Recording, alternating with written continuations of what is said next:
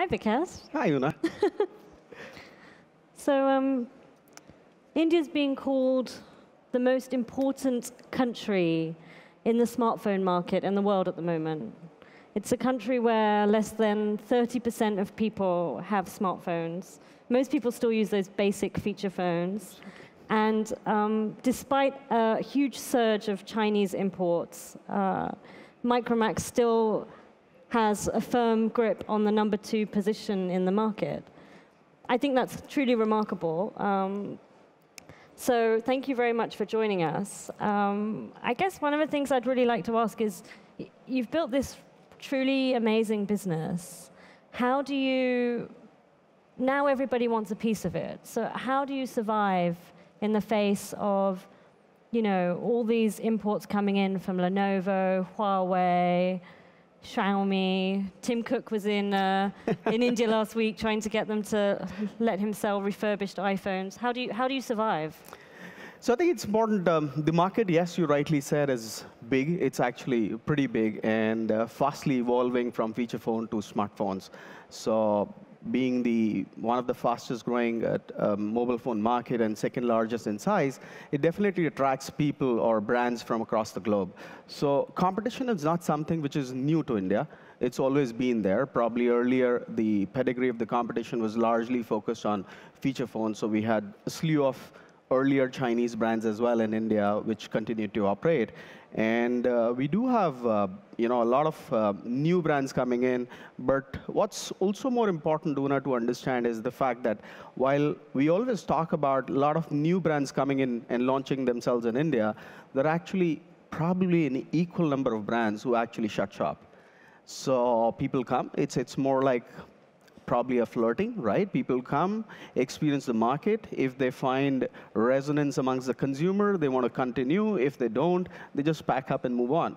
So we've seen a lot of brands from outside of India being available in India for last about 18 months or longer, have been probably on the low side of the success. I'm not sure how many of them would see year 2017 in India.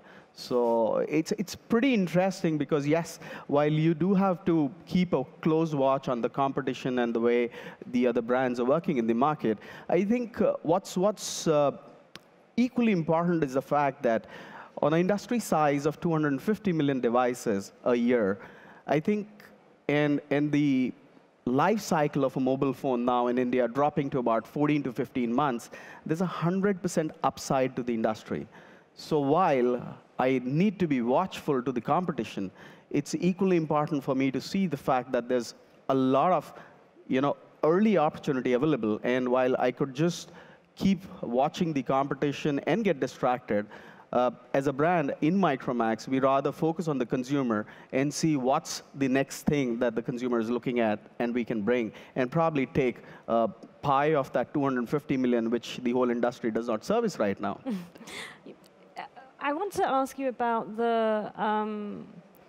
there's a lot of Chinese brands coming into India, but to what extent is a Micromax phone still Chinese phones? So yeah, we do leverage the China ecosystem a lot, and it's congratulations to China for what they've built in terms of the electronics ecosystem. I mean, the amount of R&D which happens in China on the electronics is phenomenal, and I think all the countries across the globe are struggling to actually get to that pace of electronics. So it'll be wrong for me to say that I could be absolutely ignorant of China. In fact, my design team sits in China because the main part of the electronics is first released in China much before when it will come to India. So typically, if I keep my design team to be based out in India, probably we'll get access to the electronics 60 days later than when it will be launched. So it's very important to be in the China ecosystem if you're in anything near to the electronics. But India has a big Make in India drive, as you know. I mean, how long will it be before, if ever, Micromax is able to sort of do everything in India and doesn't need to depend on the Chinese market? So I think the global economy today needs cooperation amongst the countries. So it's not that India is wanting to walk over China and do a Make in India. we want to work in cooperation with China. So I think it's some time before our volumes reach up to that level where a large fab would start being housed in India. So we might still work in a cooperation where part of the electronics is getting in from China or Taiwan or maybe even the Korea, and a lot of it is actually put together in India, and then also lets up incubate a local ecosystem wherein a lot of stuff can start being manufactured in India itself. So I think Make in India, it's progressing very, very well. We personally remain very adulatory to the vision of the government, and it indeed required a Herculean effort to unleash a Make in India campaign well in time. And I think the government has moved in time to actually save the manufacturing in India. I mean, India actually famously has a very low-cost labor advantage over China. I mean, why don't we flip it around? And I mean, shouldn't India be exporting phones to the world? Yeah, so I think the vision of the government is that, but it's not only about the labor costs, it's also about the ecosystem. Actually, I should say, shouldn't Micromax be exporting more phones to the world? Yeah, obviously in Micromax, we definitely have the vision. In fact, the 2 production plants that we've now set up in India do make up for about 50% of our sales, and 50% is still being imported from China, but then at least 50% has started getting manufactured in India. So hopefully over the next 12 months, we should be able to consume all the captive production and look at exporting to the other countries where we are present from India itself. And so you're already in like Russia and Nepal and Bangladesh. I mean, do you have any ambitions to go to other markets? Sure. So I think at any point of time, there are about 2 or 3 new markets that we keep analyzing. And as we are able to answer to ourselves what it will take for Micromax to be successful in those countries, I mean, if we have an answer, we actually go ahead and launch. So without telling much, I think the next 12 months should see us at least in 1 new country, if not 2. But you've set this very big ambition for yourself. I mean, I ask about going overseas because you've said that you want to be one of the world's top 5 smartphone makers by 2020. And I think these days the industry is changing so much, people can't remember who the top 2 are beyond Apple and Samsung for most of the time. So how do you plan to achieve that ambition and not sort of disappear into irrelevance like a Nokia or a BlackBerry? So I think key at Micromax is the fact that while we appreciate and adulate technology, we don't love technology. So we are very technology agnostic, and we are very, very consumer-centric. So it's the love of the consumer which defines the product roadmap of Micromax. So if we can keep our bearings right and we can follow the trends that the consumer want and not get, overwhelmed with the technology and start thinking about the 4G or the 5G or VR or AR and all that stuff, I think if we keep our bearings right, what has got us to this level is something that we believe will get us to the level of top 5 as well. But I mean, I'd like you to elaborate a bit more, because top 5 by 2020 is a very big ambition. I mean, how do you actually get there? Do you need to go into new markets? Can you do that by being in India alone? Do you need to get new capital? How do you? So it's going to be a slew of measures. You rightly said. Being only in India or a large part of our sales being in India would never get us to the top 5 club, right? So we are looking at other markets, and I can only tell you, we are the 2nd largest market, and we are not afraid of being in the largest market as well. So you might see us as Micromax being launched in China sometime soon. Wow, that would be... And unless and until we do that, actually the top 5 club will still elude us. Because if you really see the top 5 club, there is no brand which is not present in China, but is a part of the top 5. So I think unless and until you cater to both the India and the China market, for you to be sustainably be there in that club is just not possible. Do you care about the US market as well? Yes, definitely. We've been tracking the US markets. We've been tracking the trends. Fortunately for us, because we are a no-subsidy brand, the market is moving exactly in that direction. Who knows where we are in US, or let's say who knows when we are in US. But yes, not being a part of the subsidy would be a big question for us. And we pride ourselves for the fact that we've never got our devices subsidized. We believe we provide the right value for money to our consumers, and there is no need for an indirect or a direct subsidy coming in from a partner. What do you mean by, what do you mean you don't subsidize the handsets? So like in the US markets or a lot of the developed markets, the carrier subsidizes the device, and it's actually a device which is, let's say, priced at X dollars being given at X minus Y, which actually allows a single device to be available to a large set of consumers. So it's like, for a $500 device, if you start giving it with a $49 plan, then the addressable population who can actually buy the device becomes so much more. While for us, being in India market, and I keep repeating that, every $6 that we put on the BOM changes our customer group. So at any moment of time in India, Micromax would have anywhere between 35 to 40 handsets, because with every $6 we put on the BOM, we actually change the target group, and hence we change what should go in the mobile phone. While if I was in a subsidy market, a carrier-dominated market, probably a $500 phone reaching up to an entire set of people, lack of innovations come, or too many innovations in a single device come, which actually is threatening. Well, maybe you'll have to change your model a little bit to go into some of these other markets. I mean, we all know Micromax doesn't have a problem with innovation. You're rolling, what is it, up to 30, over 30 new models every year. That's right. It's rather remarkable. What's it, Apple is like 2 or something. Yeah. So it's kind of. Talking about growth, does Micromax is still predominantly there's 4 founders, you're one of them, 4 founders, predominantly founder-owned, privately owned.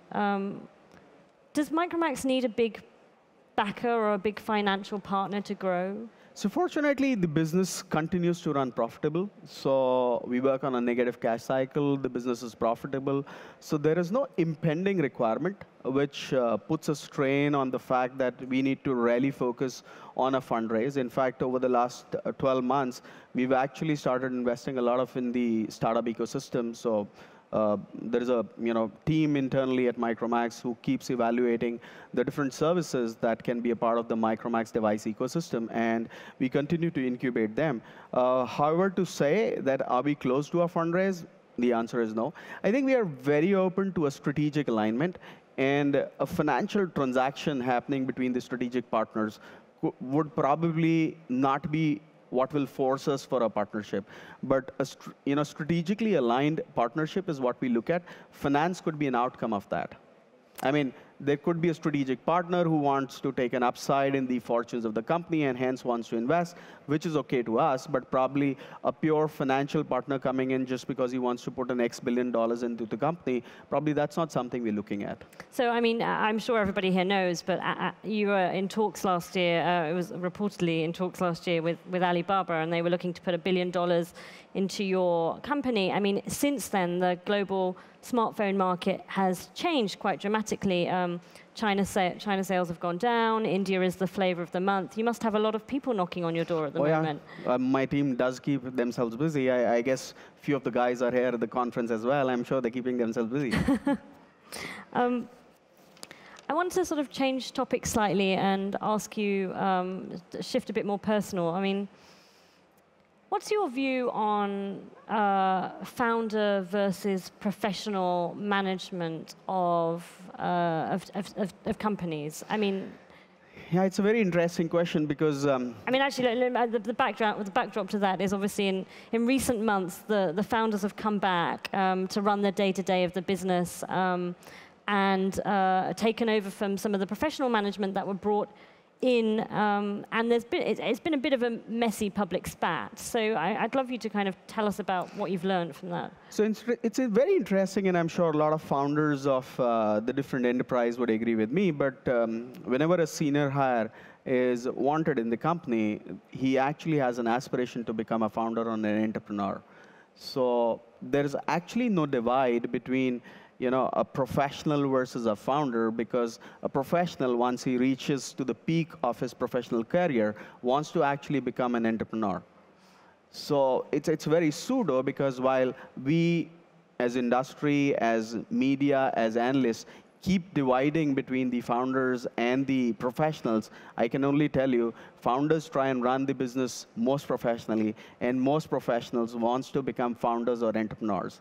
So it's an emotion, right? And as long as you keep things clean, I don't think there's anything which separates founders and professionals. The divide actually comes in because in many of the businesses, the founders are not supposed to be running a clean business. And hence, there's obviously this requirement by the financial institutions because they want to invest into a business, let it be run by a professional so that the business runs clean. You mean clean as in clean for suitable for listing standards? Absolutely, and yes. Okay. Absolutely, yes. But I think we have enough of the global examples where founders of very large enterprise have proved themselves to be the biggest professionals. And they've actually led the enterprise to growth from pillar to post. And then we have global examples where the best of the professionals have led to a decline in the organization. So not being biased for professionals or founders, not saying we are close to hiring of professionals, we are equally open. But I think with every marriage that doesn't work, you actually figure out what do you want in your spouse. What did you learn? What was the sort of, I mean, it has been quite a journey. I mean, we're talking lightly about it, but it has been a real journey. What did you learn from that experience? The whole of 9 years that we've been into the industry have been very, very eventful, right? And I think what we need to figure out is if there are any differences of opinion, right? And with due regards, I value all the professionals who've been a part of Micromax or are a part of Micromax. Everybody has thought in the wishes, in the good will of the company. Nobody has acted in the personal interest or something like that. But there are times when the goals of the organization and the path of the professional can be conflicting. And that's where we probably believe that we would let the goal of the organization to rule supreme. Obviously, with senior leadership, that can become an issue. And it's always good to part off before the issue becomes too big and becomes contradictory to the success of the organization. Yeah. You talked about running the business clean. I think a lot of people would love to know if you had any plans to become a clean public, I'm not suggesting you're not clean, sorry, to become a publicly listed company. I think a financial event for Micromax is less than 24 months away. Whether it'll be on market or off market is not something that I'm actually trying to control. But with our great aspiration for acquisitions, investment into the startup ecosystem, a lot of focus on services, I think the company can do with more cash coming in. That will only accelerate the growth of the company. We've been growing pretty fantastic. We all love it. We all really have big pride in that. But I think there's more that we can do. What is the limit for a handset maker? You talked about services. Do you see yourselves as primarily a handset maker and that will always be your core business? Or how ambitious are you to sort of move beyond that? So this is very interesting, Una, because if you really see, 3 years back, we never knew that a 5-inch phone would still be called a phone. We always thought that was a different form factor, probably would be a tablet, or we never thought a 17-inch tablet would be called a PC. So this vertical alignment or vertical divide of saying it's a smartphone or a tablet or a PC or maybe a feature phone, the way we in Micromax see it, we see it's only a game of display. So a smaller display is called a feature phone, a slightly bigger a smart, slightly bigger a tablet, more bigger PC, and finally the biggest one today that we are aware about is television. What's interesting is all these display actually give a particular experience to the consumer. Well, they're all devices, right? They're all devices. They're all devices. And why I'm coming to the displays for the fact that display is evolving the category. Moving on, we talk about automated cars. We talk about the big display which comes in. Now, is that display a tablet? Or is that a console in the car? Absolutely. So I think the lines are getting diminished. And that's why I say at Micromax, we are extremely consumer-centric.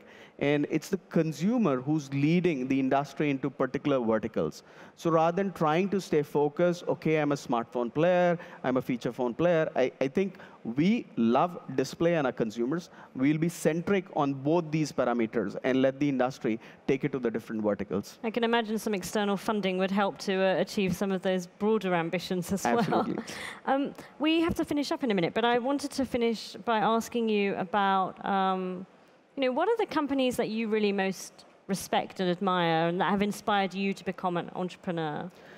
So globally, globally, there are too many examples, but it'll be wrong for me because in a minute I don't know how far my memory will stretch and would allow me to name few. But I think there've been tremendous examples of companies into automobiles. The new startup age has bring up these unicorns, which have kind of grown from just nowhere and practically in about 36 to 48 months to become unicorns, leading the industry and actually defining the industry. What's interesting, which actually gets respect from us, is the fact when somebody can come and change the whole matrix of the industry. Look at Tesla. I mean, nobody believed what they've done, and while the jury is out in terms of what's wrong, what's right, but I think what they've done is phenomenal. They've changed the way the industry was looked upon. Look at Uber. I mean, who would have thought about an enterprise not owning assets and being valued at that? Look at the number of people they're giving employment to. I'm sure people at Uber love for the fact that how many people they employ without actually putting the infra which is required for doing such a thing. So I think those, and I'm sure the founders in these organizations would agree to me, those, I mean, once you move beyond a valuation, then the money does not make a difference. But what keeps you excited, what keeps you running is for the fact what you're doing for the people who are associated with you. And I'm sure employment to people is one big kick that the founders get. Well, I think there will be many people around the world at the moment thinking of Micromax in this way as well. So thank you very much, Vikas. It's a pleasure to have you here to talk to us today. Thank you. Thank you.